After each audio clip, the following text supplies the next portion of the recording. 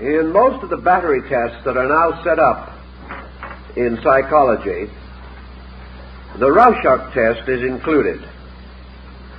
This test consists of presenting the subject with a series of ink blot designs, or designs based upon the original ink blot concept. Usually a piece of paper was taken and folded, and with a very soft and flowing pen, some word or signature was written along the fold. Then, without blotting, the two pieces of paper were brought together, and part of the design appeared on the opposite fold. When this was opened up, it resulted in a more or less symmetrical pattern. Very often this was enlarged or amplified by various devices, but the patterns were nearly always symmetrical, that is, similar on the two vertical sides of the pattern. This type of testing presented the subject with a series of comparatively meaningless blots. But very seldom did the subject ever leave them meaningless. He began to interpret what he saw. Well, in a good many cases, these ink blots did form rather interesting designs, frequently with close resemblance to some familiar object. Very often, however, the subject rejected the familiar object interpretation entirely. And if you showed the ink blot to 100 different persons, you would get a great number of different explanations of what it looked like. To some, this ink blot would resemble simply a mask or face, made symmetrical by the two sides having been blotted one upon the other. To another person, this blot took on a very strange, morbid meaning. One individual saw the laughing clown's face, and another a death head, in exactly the same example. The point we want to make out of all of this is that unknown designs, patterns for which no fixed interpretation is given, are subject to interpretation by the person viewing them, examining them.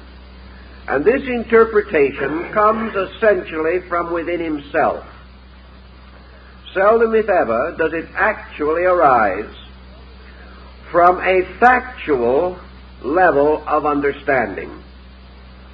The mere circumstance that the thing is mysterious or unlabeled takes away certainty and gives freer expression to our imagination. The person looking at the Rorschach ink blot is quite aware of these certainties or these circumstances. He is not likely to be greatly deceived. He knows he is being tested.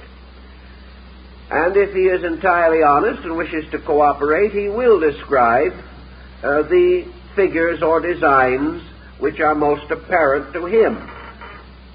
Not long ago, an art exhibit was held in one of our communities of rather, I would say, not too good art. Those who came to see it were invited to make their selection of the best picture. Write it on a slip of paper and deposit it in a box, the purpose being to get some concept of public taste, or perhaps to influence the final balloting for an award that was to be given. When the ballots were examined afterwards, of the hundreds of persons that had come in to see this particular exhibition, the choices were so diversified that someone had considered each picture as the best. No one asked which one was the worst. It would have produced exactly the same type of circumstance. To someone, each picture would also have been the worst. In the understanding of this, we therefore have to realize that what we call taste may not be merely a gracious standard of psychological understanding. Taste is really an expression of certain pressures and instincts within ourselves. All these tests lead to the ethical conclusion that the individual lives in a world which he interprets very largely according to his own internal pressure. As world is mystery, as other people are mysterious, so we are forever imposing an interpretation upon them. This interpretation becomes more complicated if we come under psychic stress. The most obvious normal thing to do in the Rorschach testing or in any other test is that the person should see the object in its most obvious and evident shape and form. If the object to a small child, to 100 children, would all look like a bird, or would seem to be a bird to all of them, it would mean that the ink blot, in its own formation, actually approached the general appearance of a bird. It would be the natural conclusion, the obvious conclusion.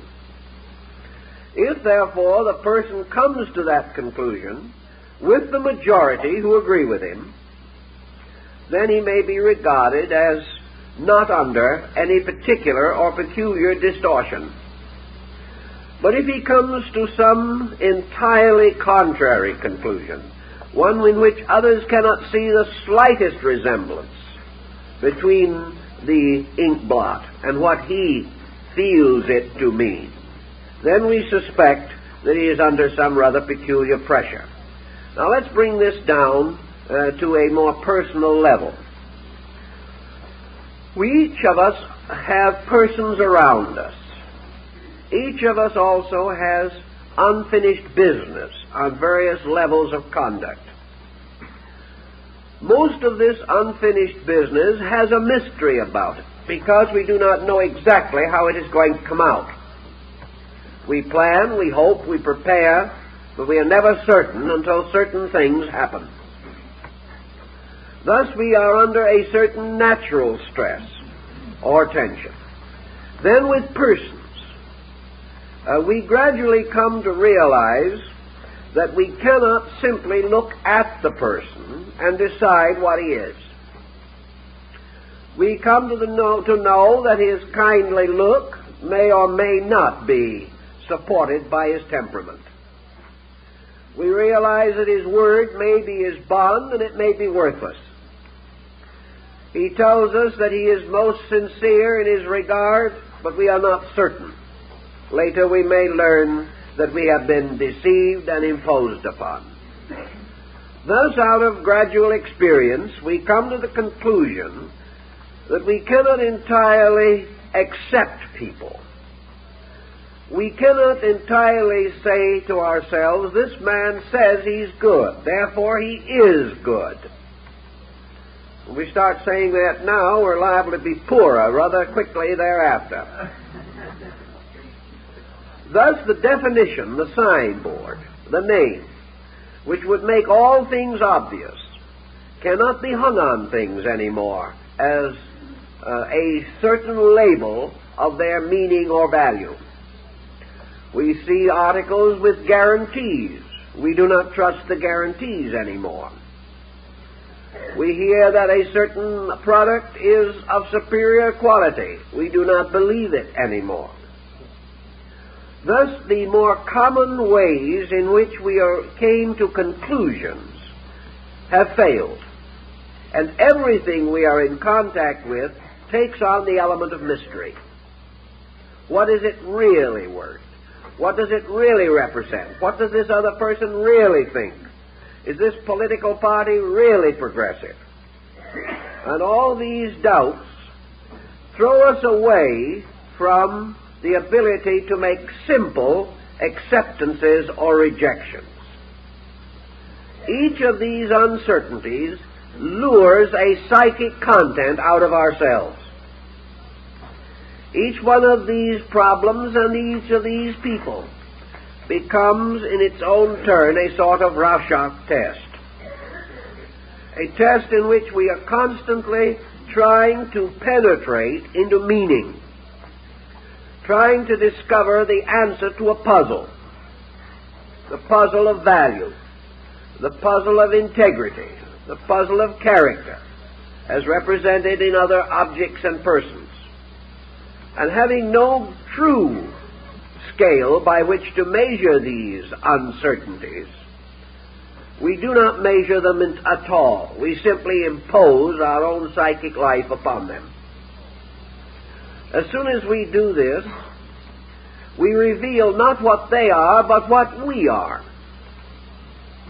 Once this has been accomplished, we begin to treat these other objects or persons according to our own expectancy of them.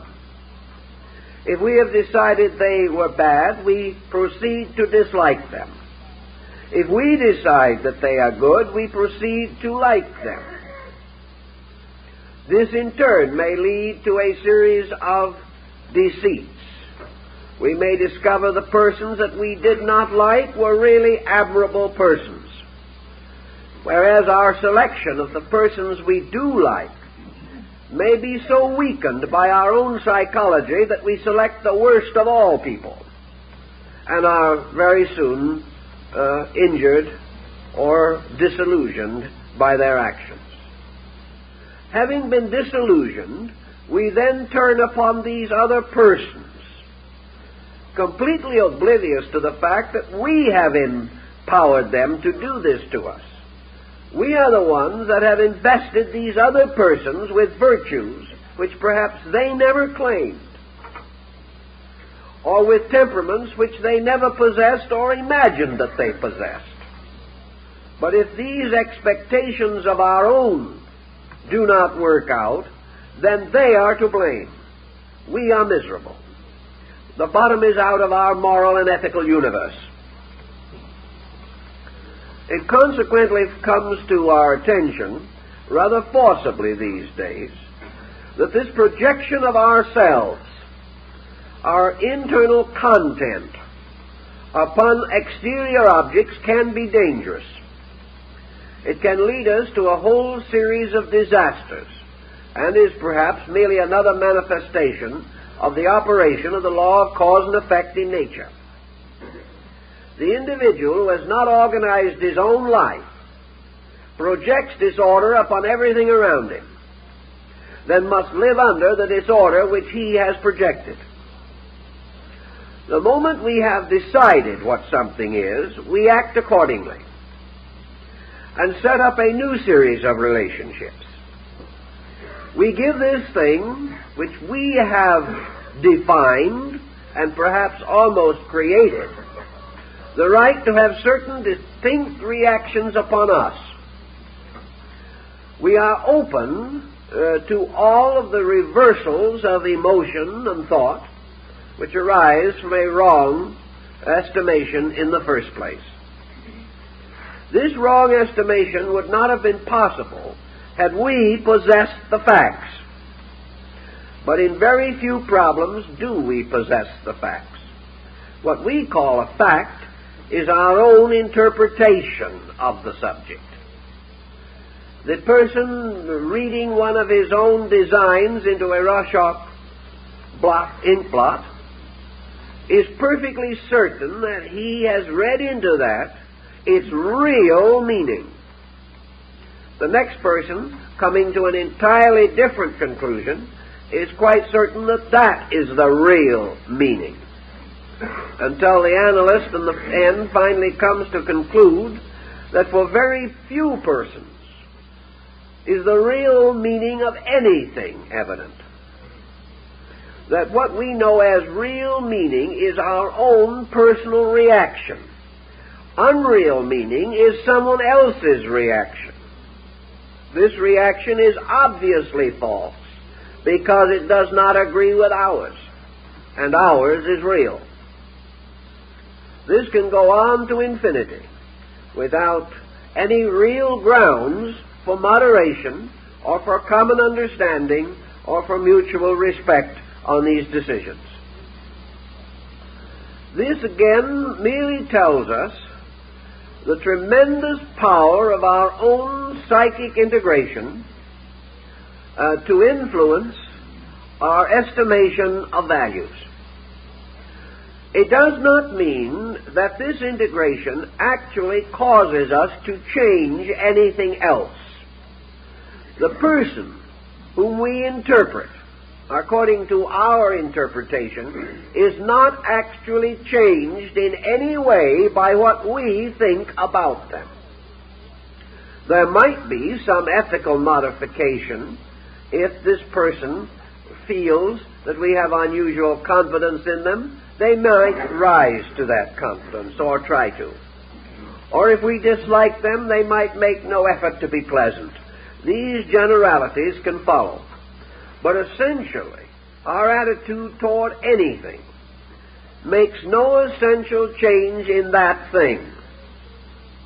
The painting at the exhibition was no better and no worse because we liked it or disliked it. It remained whatever it was. Because we have no means of changing these things,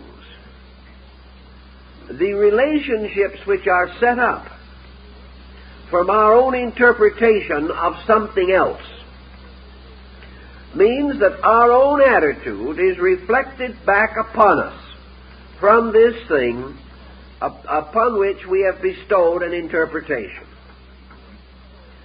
We are immediately affected by this in the term of our own preconception. It must be what we expect it to be.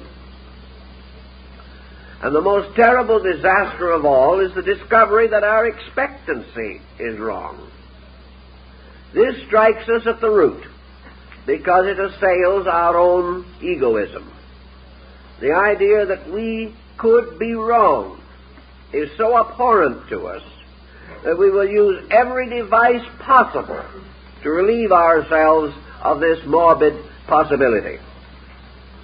To do this, we continue to heap responsibility, guilt, or blame upon the other object, convinced that we have been right in the first place, and therefore that this other person must have some strange magical power to change itself or himself so as to hurt us or to bring us misery or loss.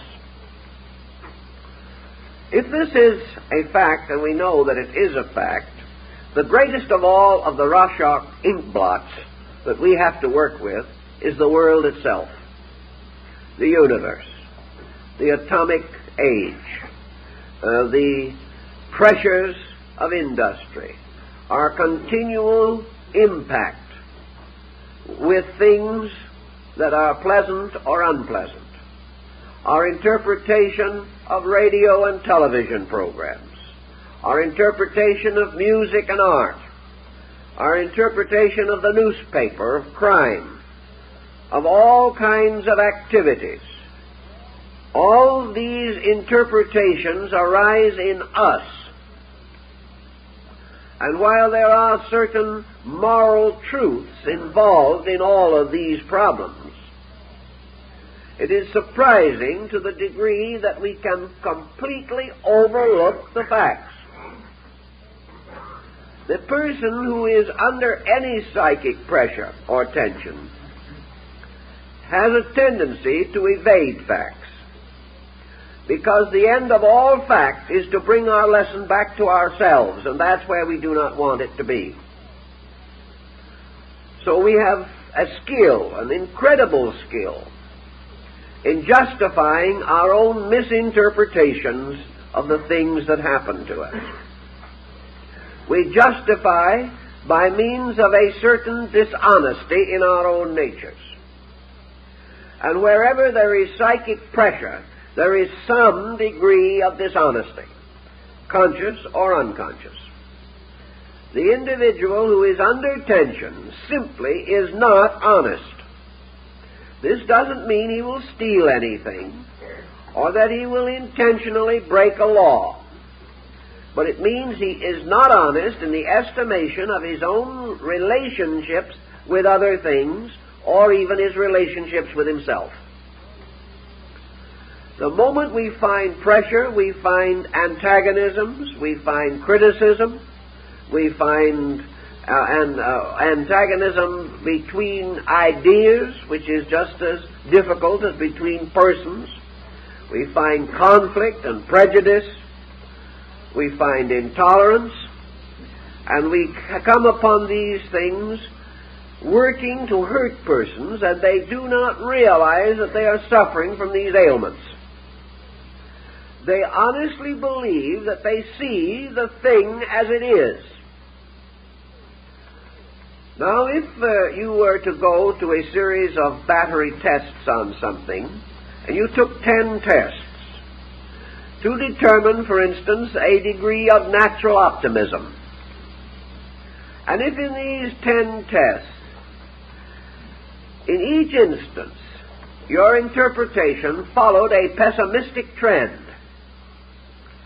in other words, if you always saw a negative in a symbol, if a symbol always became a cause of fear or regret or doubt or antagonism or depression, and you went through this battery of tests and came to the end of it, you might say to yourself, that's rather funny. Here are all kinds of things that really have no meaning in themselves at all, and they all look unpleasant to me.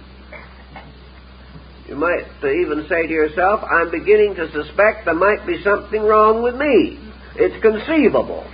Because this is such a nice, neat little scientific package, I have no way, essentially, of evading the fact that I've come to very negative conclusions.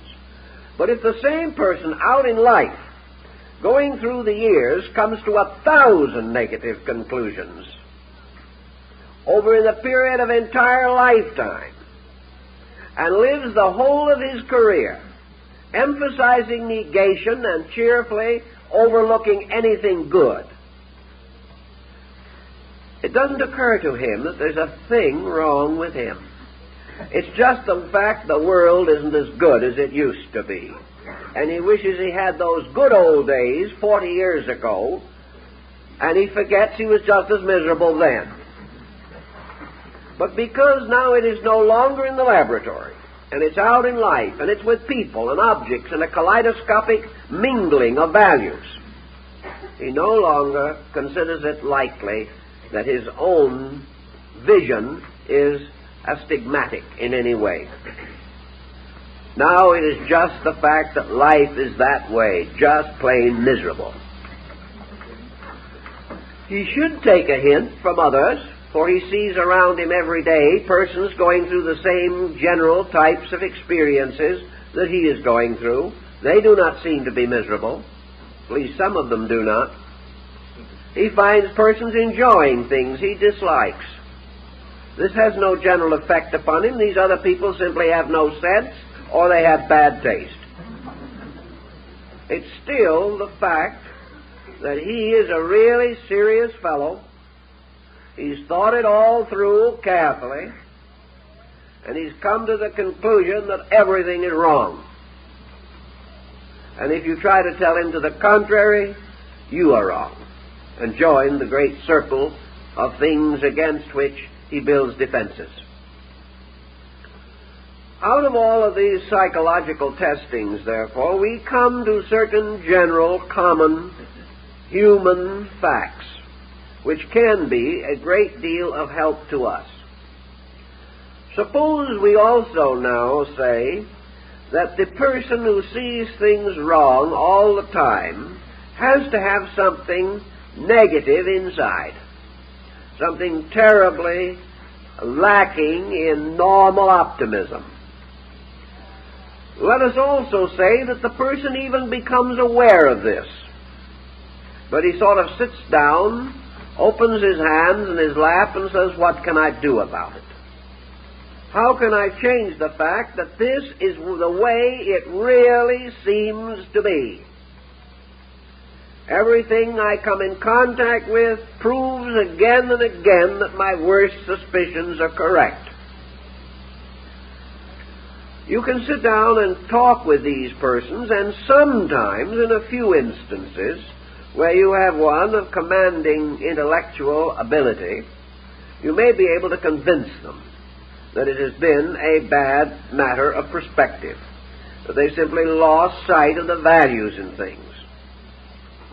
But you can seldom, if ever, talk a human being out of a good, solid emotional despondency. Not only is he unwilling to change, he is unable to change. His very despondency has destroyed his own psychic power of recuperation. And if you finally do convince him that he is wrong, then he collapses more than ever. And he may turn to you with the saddest of all expressions and say, well, if I'm wrong, then I've always been wrong. Now I've wasted a whole life being wrong, and I feel worse finding this out than I did before. You can't win against a good, solid, negative determination to be miserable.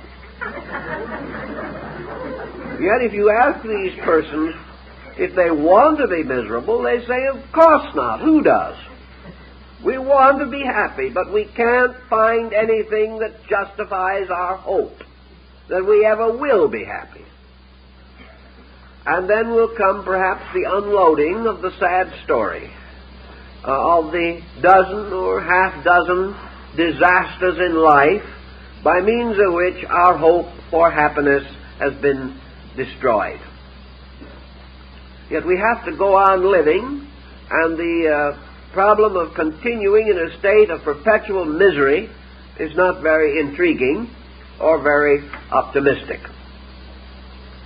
Persons, therefore, who have these kinds of problems sometimes have to enter into a little conspiracy with themselves about their own problem.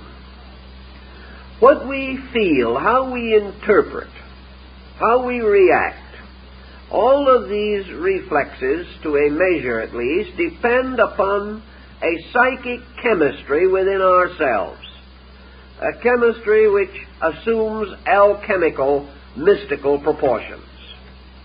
We are not of the attitude which we presently hold because of one faculty, one emotional instinct, one habit, or one degree of understanding, or even as a result of one problem. All that we are inside is a compound consisting of numerous elements brought together to form a unit or an integration, a bundle made up of numerous sticks or twigs or materials held together with a string which in this case represents the intellectual coordination. Being therefore of our present mood, because of a confusion of complicated circumstances, it is almost useless to head into this mood, decide that it is wrong, and resolve to defeat it if it requires our last ounce of energy. It will, and we will still not be victorious. If, as we are beginning to recognize pretty seriously nowadays, this person who does the judging, who passes judgment upon the forms presented by the Rorschach ink blots, if this person was one faculty, one power, one emotion, one point of view, we could head into it hard and perhaps break through it and relieve the pressure. But this pressure arises from as many mysteries on the inside as the reaction arises from mysteries on the outside. The person going down into himself does not find a hard core of pressure. The cause of pressure slowly disappears from his awareness when he seeks to explore it. He gets further and further in and comes finally to a kind of hole in the dark. And out of this hole in the dark, these pressures are pouring. But he can never get at their cause. he can never find out just exactly what thing he did that sets all this pressure mechanism into action. The reason he cannot find the single cause is the fact that there is not a single cause. A series of conditions have all worked together to produce a reaction focus. Now, this focus, in its turn, may be affected by single causes. The individual going out in life seeking to build a home may have a marriage with a person whom they were emotionally drawn to, and in 3 months the marriage is on the rocks. Now, the marriage going on the rocks and the circumstances relating to it can cause an obvious center of pressure. This center of pressure may in turn result in fear or resentment and cause the person's emotional life to be upset for the rest of his present embodiment. This can happen. But the shock of the bad marriage was not the cause of the situation or the condition. The real cause lay in the type of persons drawn together. And this drawing together on a certain level arose from the pressure integrations of the involved individuals. The bad choice in the first place, perhaps against the advice of those who knew better, perhaps even against the recognition within ourselves that it could be a mistake, perhaps inspired by an ulterior motive, a girl simply wanting to get away from home, perhaps one looking for only economic support. Any one of a dozen ulterior motives can do it. But behind the bad marriage, there was bad integration. There was something wrong. The marriage itself, going bad afterward, results in a new chain of circumstances. But the original cause was much deeper than an incident. One of the simplest things you can say about it was that somebody misjudged someone else. It was a mistaken case of judgment. And a mistaken case of judgment in this type of problem is too often this same thing that we have mentioned. The individual simply seeing himself reflected from another person. Under emotional pressure also, where the rational factors are not as active as they may be in other levels of thinking, it is particularly easy to let psychic pressure take over, and the individual forms violent attachments or antagonisms, which have no actual grounds in fact, reality, or common sense. To go further then, we have the person who is moving out from a kind of compound within himself. A compound composed of at least 40 mental, emotional factors. In addition to these, numerous other hypermental factors, going far back and deep, about which we have very little knowledge today. But suddenly out of this entire compound comes the personality to which we conveniently attach the label Joe Dokes. So we meet Joe, and Joe is just a good fellow. Joe is this kind of a fellow and that kind of a fellow. Joe is a fellow that if you treat him pretty decently, will treat you pretty decently. If you kind of agree with him most of the time, he will agree with you once in a while, which is considered liberality. Joe has got a quick temper, but he gets over it quickly. He's a bit of a worrier, but naturally rather cheerful. He likes to work, not very hard, but he will still make a living if he has to. And out of this whole situation comes this sort of general compromise personality, good old Joe, who is like a million other good old Joes.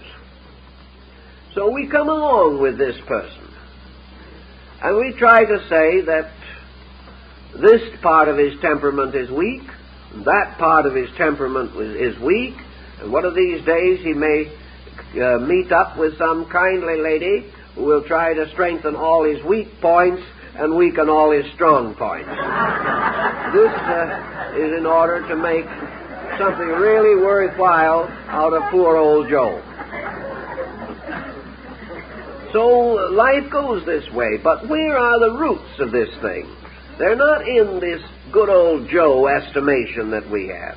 They go very far back into the most atavistic recesses of existence. They go back to the earth and the stars and the air and all of these things. The roots of this problem are far deeper than we can ever reach. And if it's hard for us to ever understand Joe, it is harder for Joe ever to understand himself.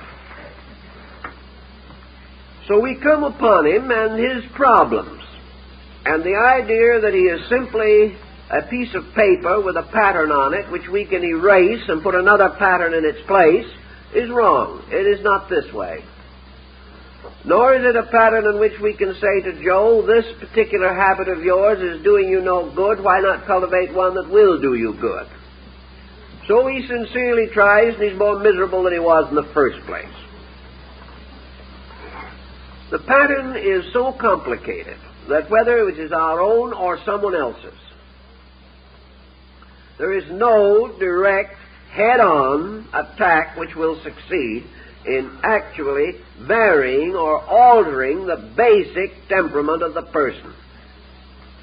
Now, the person can have many temperaments, but they can be divided perhaps into three general classifications. He can have a temperament that is essentially cheerful, in which good cheer will be victorious over dilemma.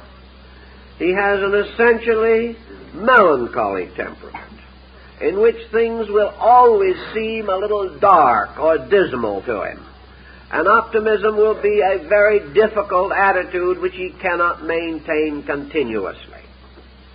Then there will be others, a third group, which seems to be a sort of middle group, in which things that happen have very little apparent effect at all. This person can live long and learn nothing. He can go through all kinds of experiences and not become aware of any pattern in any of them. And he may be sufficiently superficial so that to him nothing becomes very good or very bad.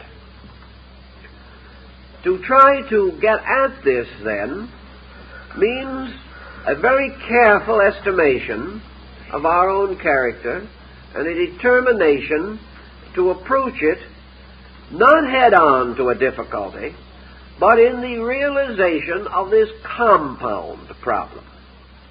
A compound is totally altered if any of its elements be changed. And a compound is something in which you do not have to destroy the compound to change it. Any change alters the compound. And if the compound is made up of 100 elements, and you change one of these elements, the other 99 remaining the same, still the compound is changed. This is a very important point, it seems to me, in working with people. We have tried to make great big plans.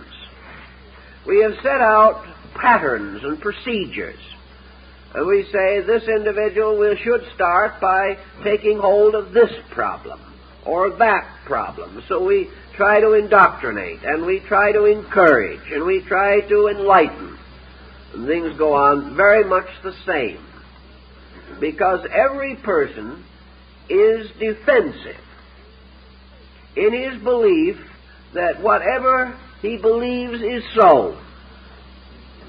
And while he may be forced to admit that his judgment isn't the best, it's hard to get him to admit that a painful experience was not painful. He will tell you he knows more about it than you do. It happened to him. If, on the other hand, you can begin this problem with dispositional subjects of breaking through the shells of compounds, helping them to be reorganized on other levels, Now, you may be reasonably satisfied with your own temperament. It may be getting you by fairly well. But there are very few persons whose dispositions or attitudes could not be improved in some way. And I think we should bear in mind that this program of improvement in some way has much to do with the program of happiness which we hope to enjoy. Few persons are as happy as they theoretically believe that they could be. They are living on levels of contentment that fall short of happiness. Perhaps they are living on a level of patience, an acceptance level. They are not doing what they want to do, but they're trying to be grateful that they're getting by. All such persons could certainly be happier if they went to work on the matter industriously. Also, we have a certain area of defense against certain areas of pressure. An individual who is an habitual liar, for example, has a tremendous defense. He has been called a liar so often, he has called himself that in the quietude of his own thinking so often, that he builds an almost impervious capsule around the entire pattern that is causing the trouble. He will fight to the death to prevent anyone from breaking that up. Not consciously, maybe he wants to recover, but it is like a very sore place on the body. And when the physician tries to rub that sore area, we tell him not to rub too hard. And the discomfort that arises from attacking a fault at its very core is too great for most people. They begin to wince, and they don't go back to the physician again if they can help it. So it is much easier not to make this head-on rush into a difficult pattern. So if you have within yourself any character defect whatsoever, of course I realize that here we're a pretty perfect group of folks, outstanding in our attainments. But if there is a vestige, a residual atom that is not quite as it should be, why, there's always something we can do about it. Forget this entire head-on into gloom. Forget the fact that everything wrong has happened. Don't try to tell yourself all the time it was just your fault. That won't do it either. You can get so hang-dogged in the presence of yourself that you hardly want to keep on living. Forget it all for the moment and begin to think of how the chemistry itself can be changed. The nice thing about changing chemistry is the fact that it does not appear to relate directly to your major problems. If, for instance, you've been a little selfish or a little unkind or a little nagging during the years, or if you've judged people a little unwisely, work not on these problems, but on the general enrichment of your life. Psychosis is almost always present in a life that is internally not rich enough.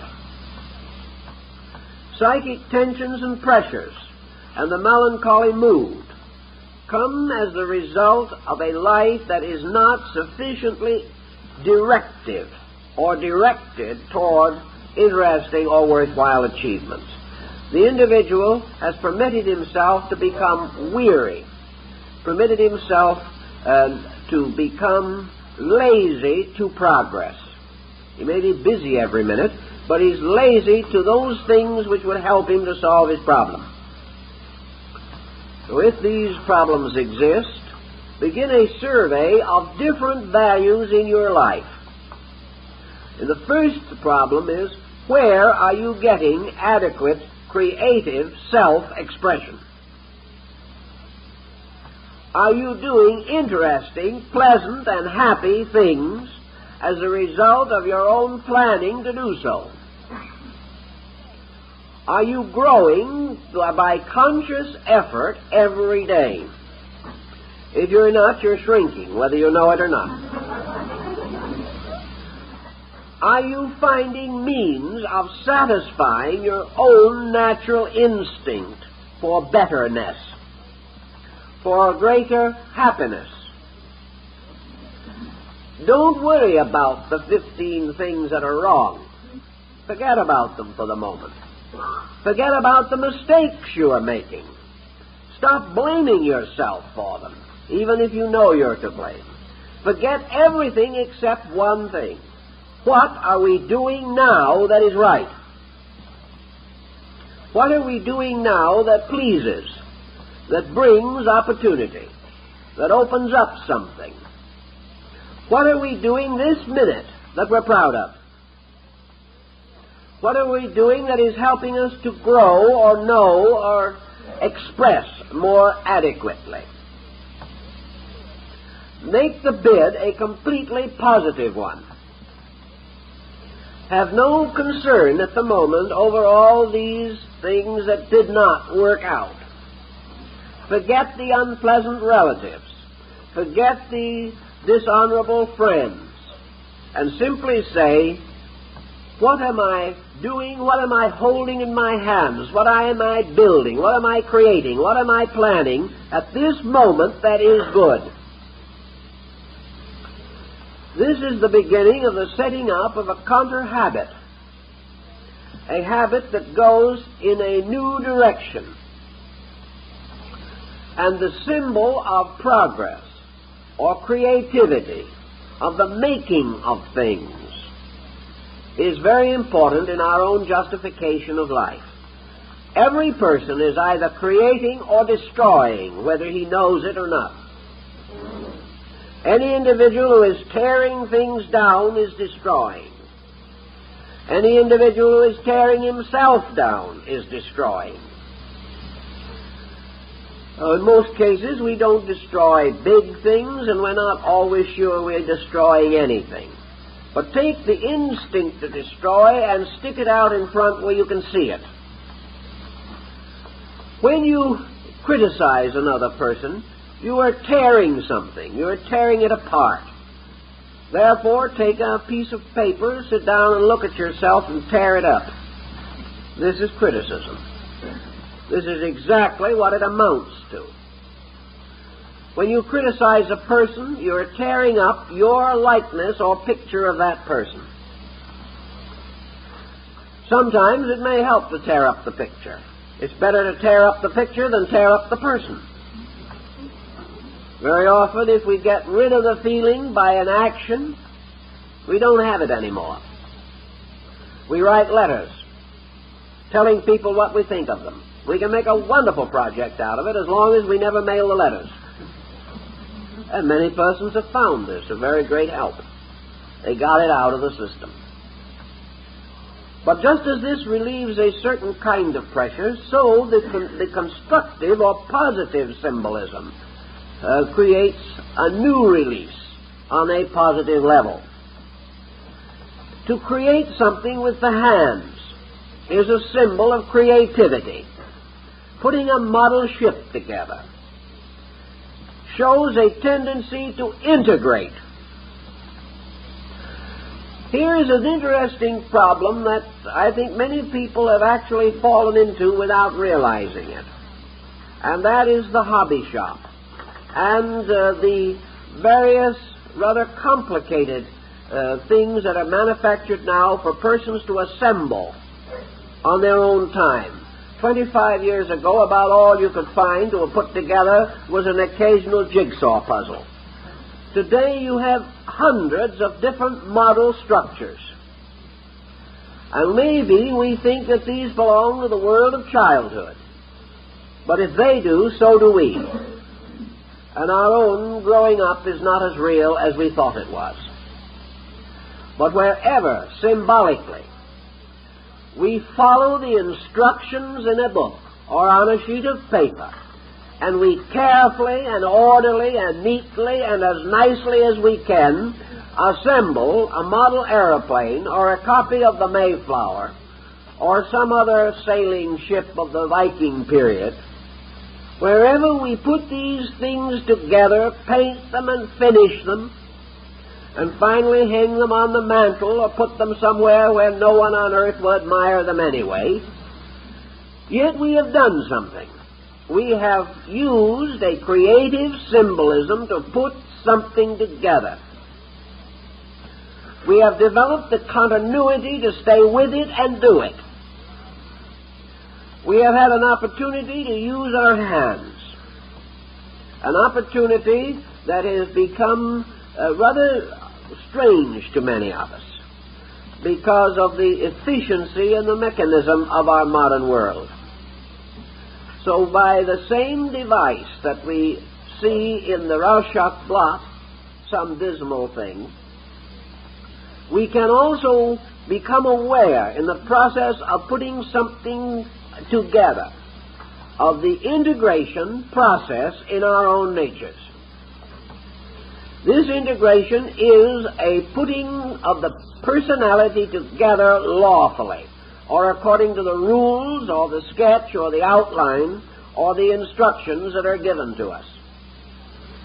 Wherever we have an instinct to build or create, we are safer than when we have an instinct to tear down.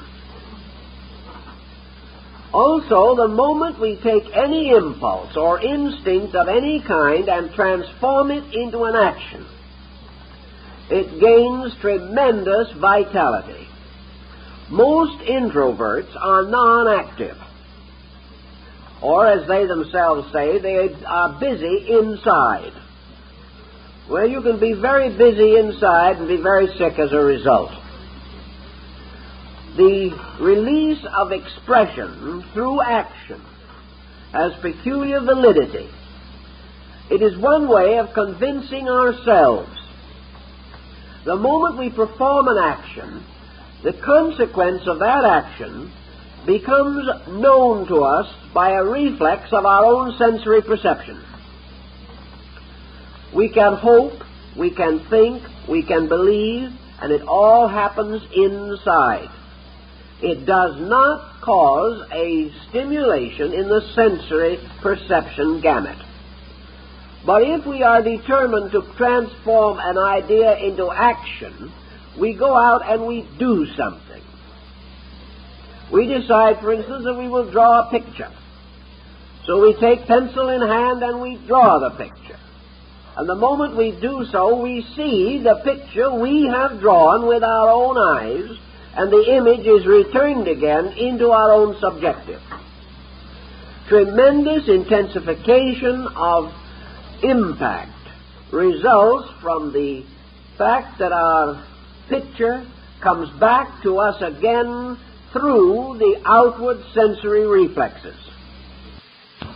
If he gets this concept, he's going to then try and interpret his own pictures, which may and only lead him into further complications. What we are trying to imply, rather, is that just as we arrive at certain conclusions which we do not rationalize, but which cause us to get into trouble, so we can arrive at certain other conclusions which we do not rationalize, but which will get us out of trouble. And the grand pattern of these is so simple that almost anyone can recognize them. Namely, that these patterns must not offend us, that they must advance our creativity, our ingenuity. They must create interests which cause us to want to finish them, and having so accomplished, perhaps lure us on to do more of the same. As we change in many ways, or in any one of many ways, we observe that the psychic compound changes. One healthy interest may affect a complete personality complex. One new attitude, not relating directly to the problems we are suffering from, may help us to cure those problems. The development of a hobby may reintegrate a totally unbalanced life. The individual never attacks any of his vices. He simply finds something constructive and interesting, and the vices starve to death, which is the only way to get rid of them. This means that in broad formula, remedy is always an outgrowing of the ailment. And the outgrowing of a negative attitude is rather easy because there is really no direction you can move from the bottom except up. When you get down as far as you can go, that's it. There is only one other direction.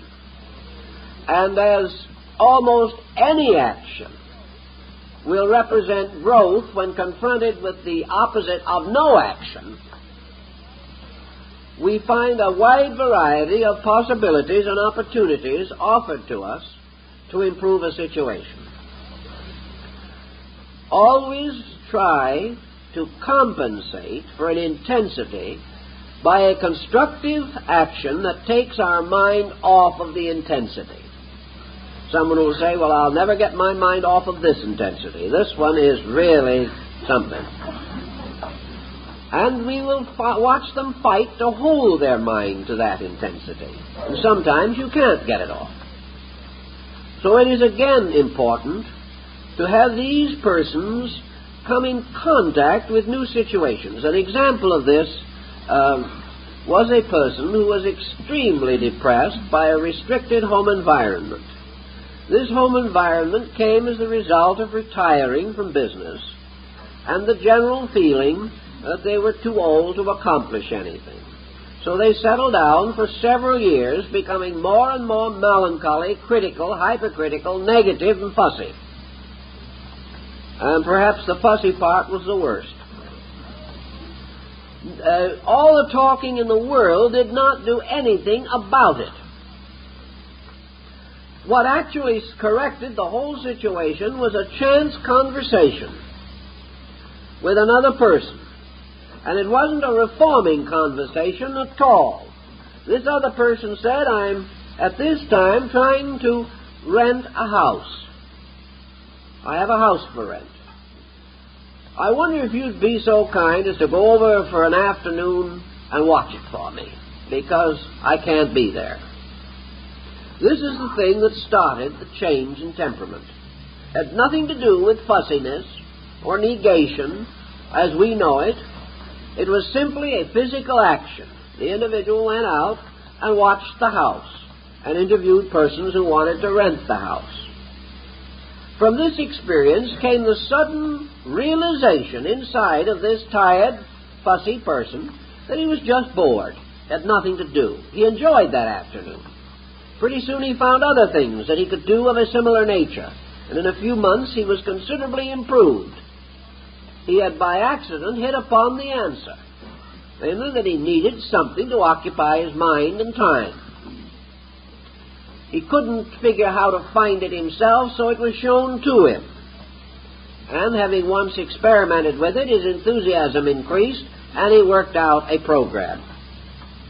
So this friend, wanting him to sit around and rent an apartment, attacked the foundations of a rapidly developing melancholy and broke the pattern. So all kinds of things can break these patterns. About all we have to do is expose ourselves to some kind of a program of improvement. Forget about the fact that we are friendless and begin to take an interest in something that we can do. Take an interest in some art or science. Take an interest in some charitable or sociable activity. Don't try to attack the negative area. Leave it alone and build positive activity.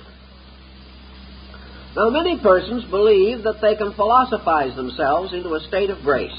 I am a little doubtful of it after so long a time of watching this thing work out. I do not believe that anyone can read himself out of a neurosis. First of all, he won't, because he won't read the right books. The first book that offends his neurosis will go into the wastebasket. He's got to read a certain kind of book. It's like a psychotic watching television. He's never happy unless he's got a psychotic program tuned in. You could not sell him a travelogue for a moment. He will tell you that television programs are nothing but crime, and then he will watch nothing else. I have seen people twist the dials away from tremendously interesting programs, even while they're complaining about there not being any interesting programs, and end up with a good old murder. And at the same time complain to the neighbors and everyone else that they shouldn't have no murders on television. There is no way of answering some of these situations except that an individual trying to find solace for a frustration generally needs to break out from himself rather than go back in again. His books, he will identify himself with the wrong character in almost every instance in fiction. Or he will begin to try to build escape and defense mechanisms based upon abstractions that he doesn't understand.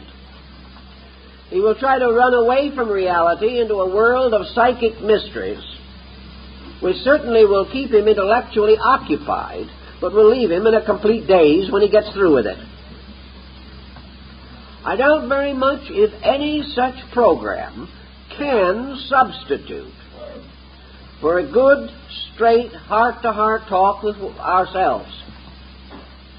I doubt if any amount of abstract solace derived from mystical overtones of things can compensate for our failures to actually live optimistically or live creatively and constructively. There may be cases in which these readings and these abstractions can bring comfort under certain pressures or stress, but they cannot be and never will be a substitute for life. You've got to live it.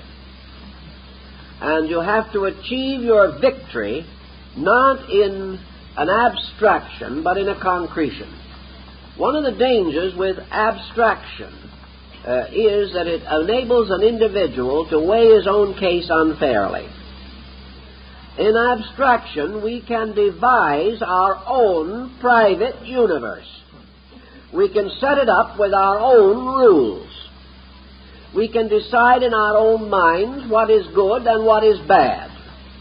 We can make little heroes out of ourselves in relations to a private cosmos. We can devise all kinds of theories to explain the various incidents of life. And by the time we get through, we have completely lost contact with a real world. I remember this so well in connection with a number of religious and philosophical communities which I have investigated. These people decide that they will go down into the southeast corner of the Argentine and start a new world brotherhood community. Well, I'll give it 6 months, and the world brotherhood will have a civil war. These good people, wanting to run away from the world and all of its problems and stress to set up the ideal community in Timbuktu, have overlooked one difficult problem. There is nothing more terrible, tragic, or incredible in life than a group of good people trying to live together.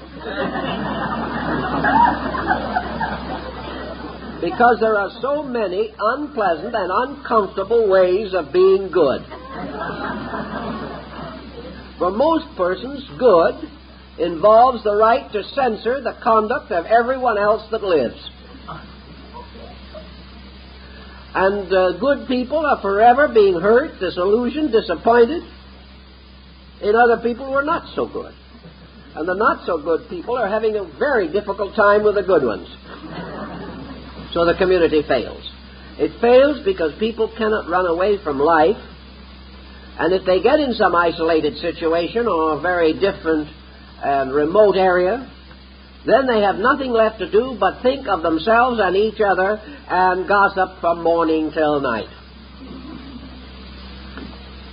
This situation goes for the person who tries to go inside of himself, build a private universe, leave the world behind, and try to be very beautiful in spite of everything that is happening.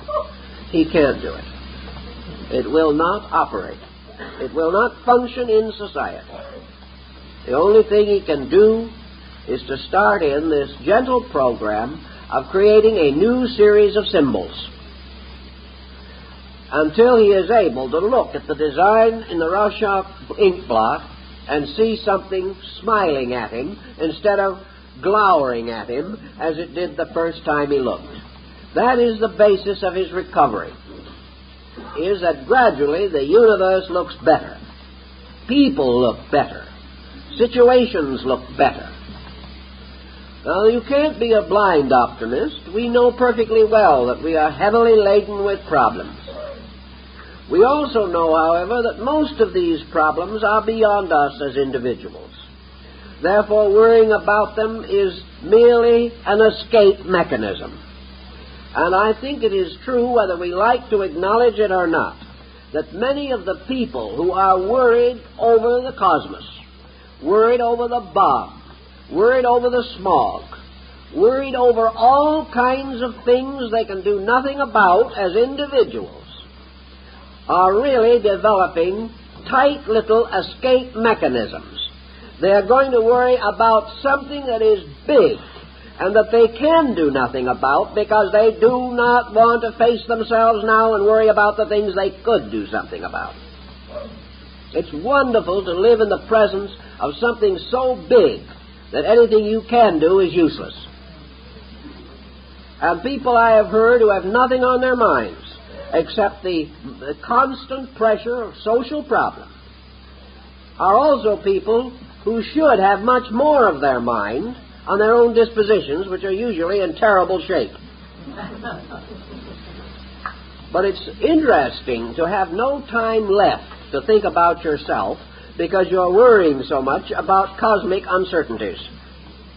Let's watch that a little bit and realize that there is much more to be gained for us by turning our attention constructively to one fault of our own than there is in 24-hour-a-day vigil for the next 50 years worrying about the miseries of mankind. One is so completely futile that it offers no inducement to the practical individual. Whatever we do think about, whatever plans we do make, whatever concerns do burden us, should lie within the range of possible attainments. We should not give much time to a situation which is completely beyond our capacity to influence.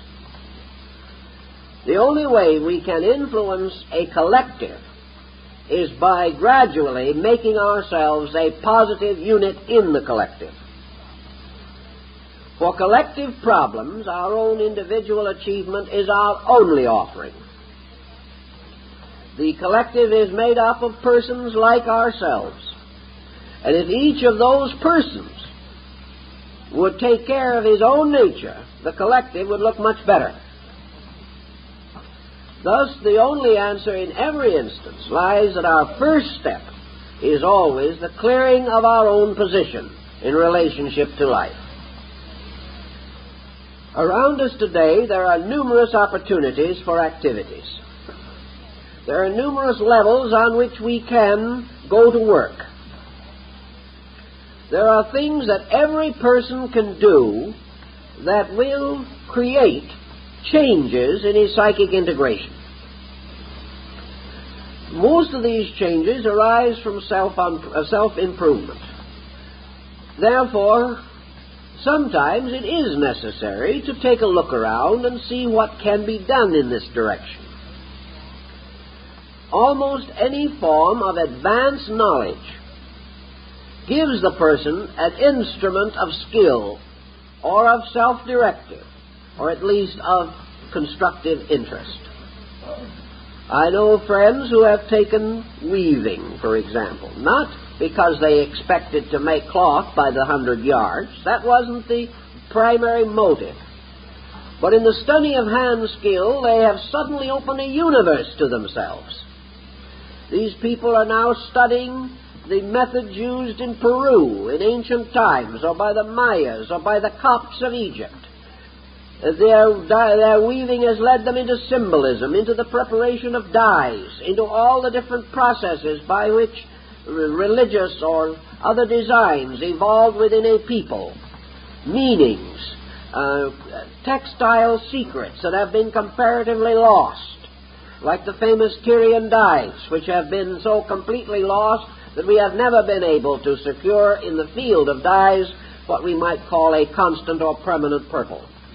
The color always fades out. With the Tyrians it did not. 20 years ago we repainted half the murals down in Central America. Our paint's all gone, but the paint that they put on 2,000 years ago is still there. This challenges people. Now you can say, well, the world can get along without the paint. After all, when we've got a real worry on our minds, why bother about paint? It is true. The world can get along without a hobby or without going into these things. But can we? It is far better for us to be exploring the origin of primitive dyes than it is to be quietly and relentlessly killing ourselves with negative attitudes. We need an interest. Actually, it is hard to determine what interest is actually important. For like the Rorschach test, the only interest that is important is the one that interests us. Some people feel that they cannot afford to have small interests in a big world. They'll have to, because we are all small people. And we're going to have small interests as long as we're here. And it is very important for us to have interests. And it is not a tribute to life to decline small interests and live with big miseries. And you'd be surprised how a small interest can cure a big misery. The moment dynamic is born in us, we have no longer the time for static. We begin to direct our activity. And it is also interesting, if you want to really be serious about it, the percentage of great discoveries that have changed the course of history that have been made by amateurs. The professional is not the discoverer, because he is in a rut. He is following tradition. He is going along according to the slow, ponderous methods of his subject. It is some perfect stranger with little experience that will find the solution. It's much like the truck that was stuck in a tunnel in New York. And they had all the experts there. The truck was stuck. It was a couple of inches bigger than the tunnel and was in terrible shape. They couldn't move it at all. Then along came someone who had no knowledge of tunnel construction and no knowledge of trucks. He looked the situation out. He said, "Do you ever think of taking the air out of the tires?" That's how they got the truck out of the tunnel. Someone comes along with an idea. And whenever we are interested in anything, we're vulnerable to ideas. Ideas that may be small, but others that may change the course of history. We do not know. But we have no ideas while we're sorry for ourselves.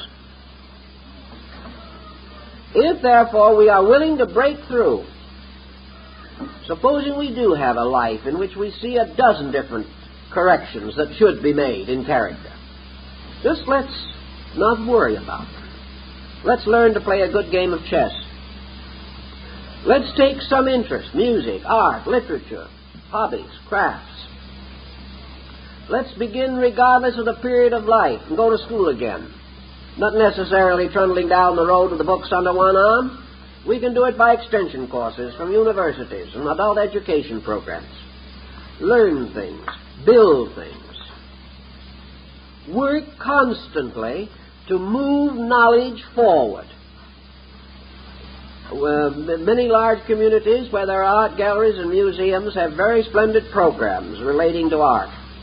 Lectures, pictures, exhibitions, tours conducted through the museums.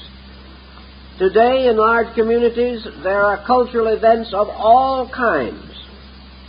The individual who begins to understand the importance of culture suddenly realizes that it is not measured in pennies and dimes, it is measured in peace of soul, in the ability to become adjusted, and to have this adjustment in turn reflect in every performance or action that we indulge, so that as a result of a different internal, we are suddenly better friends, better relatives, and more intelligent babysitters.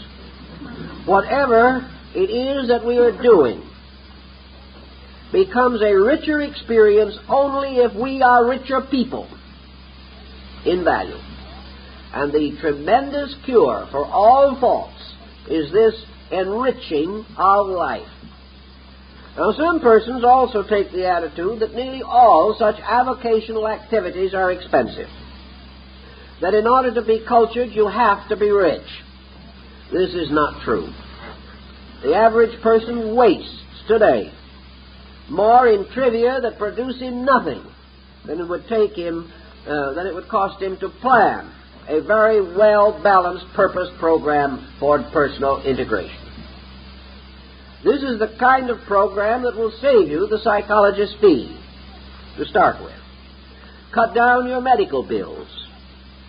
Cut down money wasted desperately in an effort to get out of a mood, or money wasted because you were in the mood when you bought something you didn't need and didn't want. With a very moderate expenditure, an individual can develop interests that will enable him to become positive to something. Positive to something that is not personal, and that is very important. Positive to a neutral thing. In other words, it faces him with another Rorschach test. But this time it is not an ink blot, but it is an activity which he must interpret, and which in turn he is able to modify himself by his own actions. By keeping with this kind of a program quietly, but with continuity, a person in 2 or 3 years can completely reorganize their psychic focus of organization. They will find they become interesting people that others are glad to know. They become interesting to themselves. I know a case in point that is very much to this situation. A man who had insomnia came to me not long ago. He said, if I can't get to sleep at night, I'm just going to blow my brains out. I simply can't stand this insomnia any longer. Lying there hour after hour and not sleeping. Well, it was pretty bad. We did what we could to help him. A few days later, another man came in. We were talking about something, and the question came up, how do you sleep? Oh, he said, I don't sleep much. I guess I have what they call insomnia, but, it doesn't bother me at all. It just gives me more time to think about the things that interest me. Difference in attitude. Well, the fact of the matter is that anyone ought to be able to lie awake all night without a negative thought. The only reason he has a negative thought is because he has nothing on his mind. If he can use that time to advance a program, think something through that he wants to do, plan for things of the future, remember beautiful or wonderful things that have happened to him, or relive delightful and inspiring experiences, or just simply muse quietly about values and principles that are important. Any individual should be able to do this. But today an individual misses a little sleep and he has to take sedation because he can't live with himself. This is not due to the fact he's going to die for lack of sleep. Nature will never permit this. It's simply that he makes himself sick. The greater part of the disaster of insomnia is not the lying awake.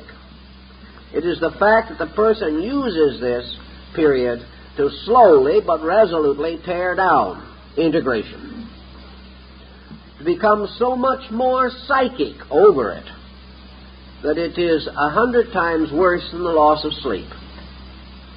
Everywhere in life it is the same. So we have to work on these attitudes, nourishing them with better food, giving them a diet that is suitable to their needs. Every instinct of fear has within it the same energy that is used for hope and faith. Every criticism uses the same faculties and problems of analysis that can also give us commendation. Every bit of depression is using the same negative reaction to energy, for which a positive reaction is optimism and courage. There is only one life principle, and we are using it or abusing it all the time. When we use it, it makes us happy. When we abuse it, it makes us miserable. And when we are in habits that are too hard to break and too difficult to head into and just fight them day by day, we have this wonderful opportunity of forgetting about the bad ones and begin building new good ones. Building them slowly and patiently, not frightening ourselves to death or wearing ourselves to death, but building quietly a positive life. And if we will do this, the old negative life will be submerged in it and lost. Thus we transform the whole pattern and come in the end to a much better level of energy support. A good pattern is like nutrition, a happy project, something that makes us really enjoy life, is far more valuable to us than vitamins. Very often we use vitamins only to sustain our melancholy. They give us the rich vitality with which to be uncomfortable and unpleasant. Actually, if we are doing things that we love and enjoy and make sense to us, we have our energy. This constant deflation of energy is largely boredom, largely the individual unhappy because life is meaningless. So we supply pills to keep meaningless people going. What is more important is to supply meaning. Then people can keep themselves going. And you can run a good hobby on what you pay for pills these days. So try to get hold of this idea of simply building a new self, a new purpose of self. Using only such good parts of the old as are adaptable, but definitely striving to work out an interest and permitting no one to defeat you. Don't worry about the obstacle. Don't worry about the fact that the first line of interest may not be the final one. Break through anything that will help you to have new insight, new interest, new knowledge, new positive conversation, and new constructive thinking. Then just work with those new patterns. And in time, you will create a new world. And the universe around you will look better. The people you work with will look better. And you will look a lot better when you look in the mirror. There's nothing like reintegration on constructive patterns for psychological facelifting. It will do tremendous things. And we just don't fight these problems anymore. Just build something good. And just let the problems die of neglect. If you will do that, I think you will find it will bring positive and useful and profitable results to yourself and those who you want to make happy or who depend upon you for inspiration and guidance.